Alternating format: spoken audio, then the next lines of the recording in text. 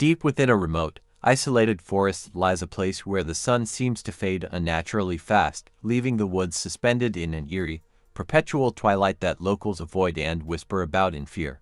Travelers and hikers have reported feeling disoriented almost immediately, as though the very forest is alive, subtly shifting paths, bending perception, and twisting familiar landmarks until nothing is recognizable. At the edges of vision, faint humanoid shapes appear to hover or drift silently between skeletal trees, and whispers seem to echo directly from a person's own thoughts, repeating fears, names, or secrets in a tone that chills the blood. The air grows heavier with every step, pressing on the chest and heightening a sense of unease, while shadows stretch and curl unnaturally, moving independently of any light source. On one fateful evening, a group of investigators or curious hikers ventures into these woods, armed with cameras and flashlights, seeking to document the strange phenomena and perhaps disprove the stories.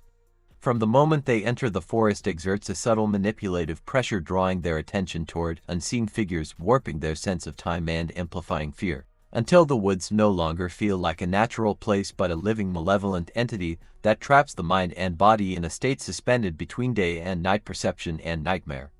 As the group moves deeper into the forest, the unnatural twilight begins to consume all sense of normalcy, warping the terrain and their perception of time and space. Paths they thought they knew loop back on themselves, trees appear where none should exist, and landmarks vanish or shift in impossible ways, leaving them disoriented and increasingly anxious. Shadows stretch along the skeletal trees, twisting and curling as if alive, moving independently of any light source, sometimes darting at the edge of vision and disappearing when directly observed. Faint, haunting whispers echo through the forest, sometimes repeating their names, their thoughts, or mimicking voices of loved ones, luring individuals away from the group and drawing them deeper into the perpetual dusk. The air grows thick and cold, pressing down on their chests, creating a sensation of suffocation as though the forest itself is aware of their presence and feeding on their fear. As they continue, strange phenomena escalate.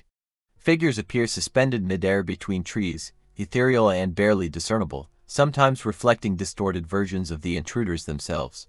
Hallucinations intensify, flashes of loved ones beckoning from beyond the mist, shadowy forms that mirror their movements in unnatural ways, and fleeting glimpses of themselves frozen in mid-motion, suspended impossibly between the ground and sky.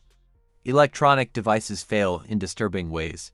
Cameras capture warped imagery where shadows stretch into humanoid forms, flashlights flicker or cast beams that reveal impossible angles, and GPS units spin endlessly, making escape nearly impossible. The forest seems alive, responding to every thought, hesitation, and fear, manipulating perception to isolate individuals, heightening panic, and feeding the malevolent force that dominates this suspended world. Some members begin to succumb to the forest's influence, drawn toward the hovering figures or compelled to follow paths that vanish beneath their feet, leaving behind only echoes or faint, warped footprints.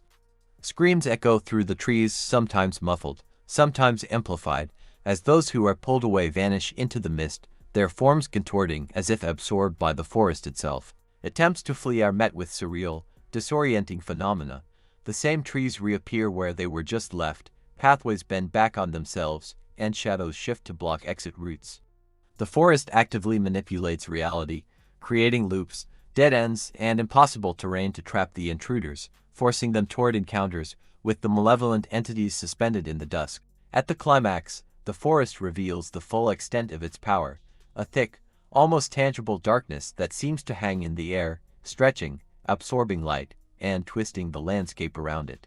Shadows coalesce into humanoid shapes with elongated limbs and faceless heads, stalking those who remain, while ethereal figures drift silently between the trees, hypnotic and threatening. Those who are captured vanish entirely, leaving behind only warped echoes and distorted impressions in the minds of survivors.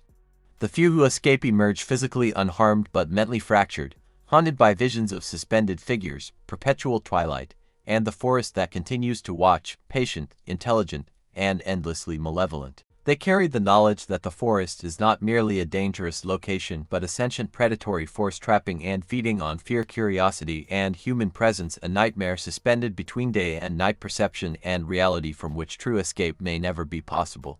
The forest of suspended dusk endures, a place where light and shadow are warped, time is stretched, and reality bends under the influence of a malevolent presence that patiently waits for intruders. Locals avoid it entirely, recounting stories of people who disappeared without a trace, lured deeper into the woods by whispers, shadows, and visions that cannot be explained. Survivors are haunted by hallucinations, nightmares, and the persistent feeling of being watched, knowing that the forest continues to trap, manipulate, and feed on fear. The story of Suspended in Dusk is a chilling reminder that some places exist beyond the natural laws, where curiosity and proximity can awaken forces that are intelligent, relentless, and patient, and that stepping too far into the unknown may trap a person in a perpetual nightmare between light and dark, with escape never truly guaranteed.